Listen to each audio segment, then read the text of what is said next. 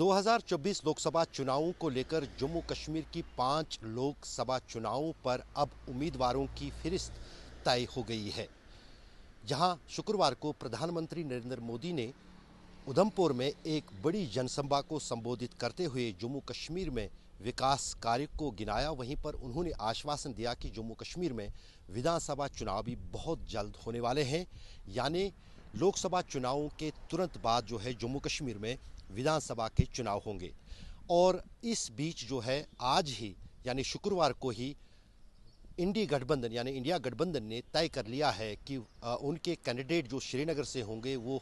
आगा मेहदी रहुल्ला होंगे। रहुल्ला एक युवा नेता है नेशनल कॉन्फ्रेंस के और उनकी काफ़ी पकड़ मानी जाती है श्रीनगर के अधिकतर क्षेत्रों में, ख़ासतौर से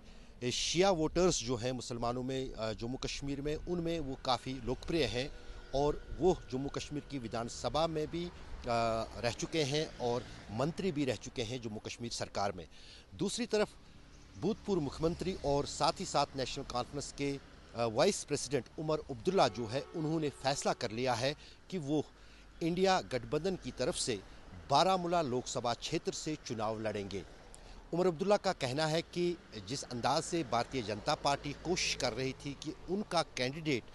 जो है बारामूला से जीते, उनका इशारा सज्जाद लोन की तरफ था जो कि पीपल्स कॉन्फ्रेंस की तरफ से वहां पर चुनाव लड़ रहे हैं बारामूला लोकसभा क्षेत्र से, लेकिन कहीं ना कहीं उसको अब टक्कर देने के लिए जम्मू कश्मीर के भूतपूर्व मुख्यमंत्री उमर अब्दुल्ला खुद मैदान में उतरे हैं और फैसला लिया है कि वो बारामूला से चुनाव लड़ेंगे। इससे पहले ये कयास लगाया जा रहा था कि वर्तमान में फारूक अब्दुल्ला श्रीनगर से सांसद थे, अब हो सकता है अब की बार उनकी सेहत और उम्र को देखते हुए उमर अब्दुल्ला श्रीनगर से चुनाव लड़ेंगे, लेकिन उन्होंने फैसला लिया है कि वो उत्तरी कश्मीर यानी बारामूला लोकसभा क्षेत्र से चुनाव लड़ेंगे। अस्सलाम वालेकुम, शुक्रिया आप लोग तशरीफ लाए। आज हम लोग दोनों कैंडिडेट्स का अनाउंसमेंट कर देते हैं। नॉर्थ कश्मीर से उमर अब्दुल्ला साहब लड़ेंगे और सेंट्रल कश्मीर से आगा रहुल्ला साहब लड़ेंगे। ये कैंडिडेट्स हमने अनाउंस कर दिए। तो अगर जम्मू कश्मीर की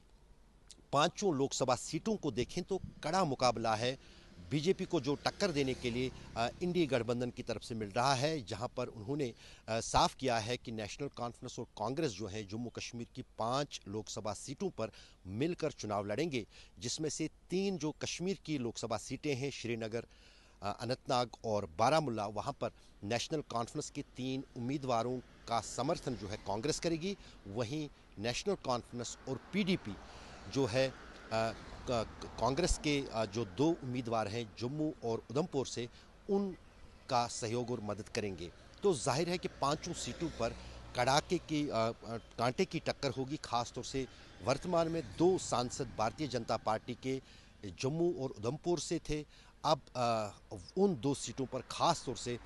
इंडी गठबंधन की तरफ से, कांग्रेस की तरफ से बड़ी टक्कर मिलने वाली है भारतीय जनता पार्टी को। यही कारण है कि भारतीय जनता पार्टी अगर कश्मीर में कम लेकिन जम्मू की उन 2 सीटों पर जो है बहुत फोकस कर रही है, ताकि अगर वो टैली जम्मू कश्मीर की 2019 से बढ़ा ना सके लेकिन उसको कायम कर सके, यानी 5 में से 2 लोकसभा सीटें वो जीते। शुक्रवार को जो प्रधानमंत्री ने रैली की, उन्होंने यहाँ जम्मू कश्मीर में जो शुरू से जो यहाँ पर परिवार पॉलिटिक्स चल रही है, चाहे वो अब्दुल्ला परिवार हो या महबूबा मुफ्ती परिवार हो, उनको निशाना बनाया और ये भी कहा कि 370 हटने के बाद जो हवा बनाई थी इन 2 राजनीतिक दलों ने, वो किस तरह से गलत साबित हुई और किस तरह विकास की राह पर जो है जम्मू कश्मीर चल पड़ा है। लेकिन दूसरी तरफ से इंडिया गठबंधन यानी नेशनल कॉन्फ्रेंस की तरफ से, कांग्रेस की तरफ से, पीडीपी की तरफ से लगातार जो है सरकार पर यह आरोप लगाए जा रहे हैं कि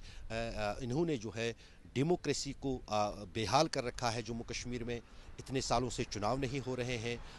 यहाँ पर विधानसभा के जो आश्वासन दिया था केंद्र सरकार ने अनुच्छेद 370 हटते वक्त 2019 में